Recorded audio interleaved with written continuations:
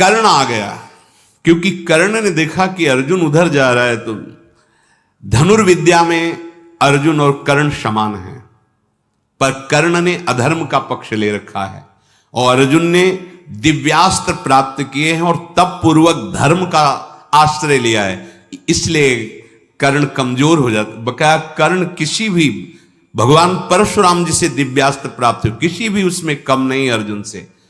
दौड़ करके अर्जुन को रोका और कहा, कहां दुर्योधन को पीछे देखना, पहले मेरे से युद्ध कर, मैं बहुत समय से जल रहा हूं तेरे से युद्ध करने के लिए, छुपा छुपा घूम रहा था, आज हमारे सामने आया है।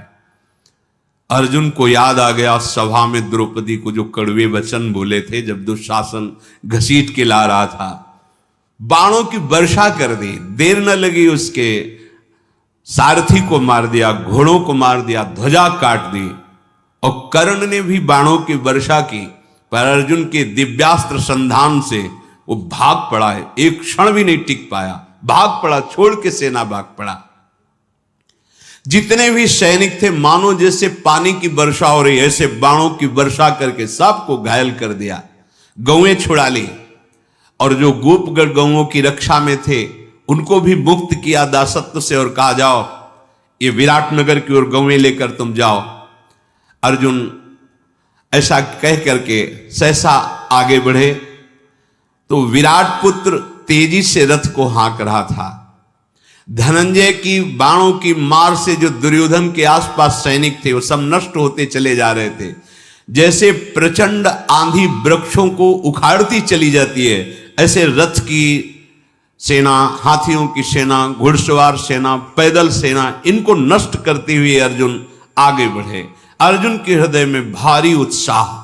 उसी समय कर्ण का भाई लाल घोड़ों के रथ पर बैठकर सामने आया, संग्रामजीत उसका नाम था।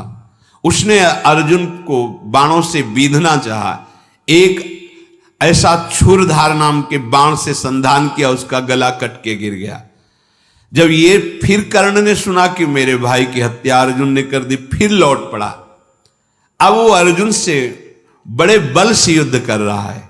कर्ण का साहस देखकर अर्जुन ने कहा, देख तेरे साहस और तेरी गति को, अभी तो भागा था, अभी मैं फिर रोकता हूं। गरुण चिन्ह वाले बाणों से संधान किया, घिर गया, कर्ण को कुछ दिखाई नहीं दे रहा, बाण ही बाण। क्षण भर में उसका फिर घोड़ा, रथ, सारथी सब नष्ट कर दिया। अर्जुन ने जब घोड़ा, सारथी, रथ नष्ट किया तो कर्ण फिर पीड़ित होकर भाग पड़ा। अर्जुन के सामने द्रोणाचार्य जी ने कह दिया था, इस समय उसके सामने कोई नहीं टिक सकता। अकेला अर्जुन पूरे त्रिभुवन पर भारी है, क्योंकि तप, धर्म और दिव्यास्त्र तीनों से परिपक्व है। पितामह भीष्म, द्रोणाचार्य, कृपाचार्य ये तब तक पहुंच चुके थे। हठ पूर्वक बाणों की वर्षा करके अर्जुन को रोकने लगे। शत्रु का मान मर्दन करने वाले धनंजय के गांडीव धनुष से छूटे हुए वज्र के समान सायक जितने भी जन आए हुए थे सबके ध्वजा काट देना, घोड़ों को मार देना और सारथी को पीड़ित कर देना।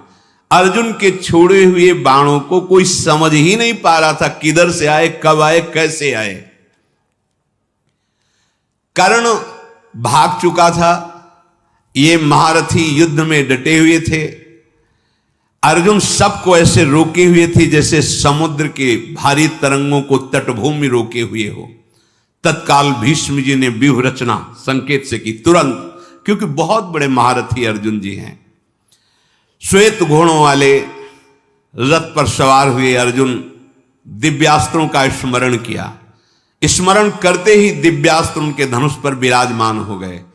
अर्जुन प्रजा का संहार करने लगे, मानो साक्षात काल दंड भगवान यम ने चला दिया हो। जिधर देखो उधर सब मृत्यु को प्राप्त होते जा रहे हैं।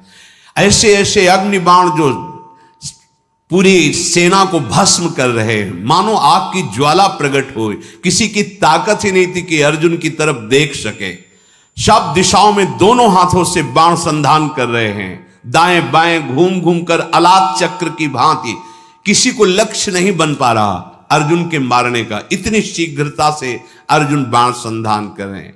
अचिंत मन बुद्धि वाले शूरवीर अर्जुन ने रणभूमि में ऐसा पुरुषार्थ दिव्यास्त्रों का दिखाया, द्रोणाचार्य जी को 73 बाणों से बेंध दिया। द्रोणाचार्य है अद्वितीय वीर। द्रोणाचार्य जी शस्त्र और शास्त्र दोनों के परम ज्ञाता है। दुस्साहस इनके सामने कोई दिखा सके ऐसा है ही नहीं। द्रोणाचार्य जी के सामने 73 बाणों से सारथी को, रथ को, पताका को काट करके 73 बाणों से मूर्छित कर दिया गुरु द्रोणाचार्य जी को। 10 बाण दुस्साह नाम के वीर को मारा। अश्वस्थामा को 8 बाणों से बींध दिया।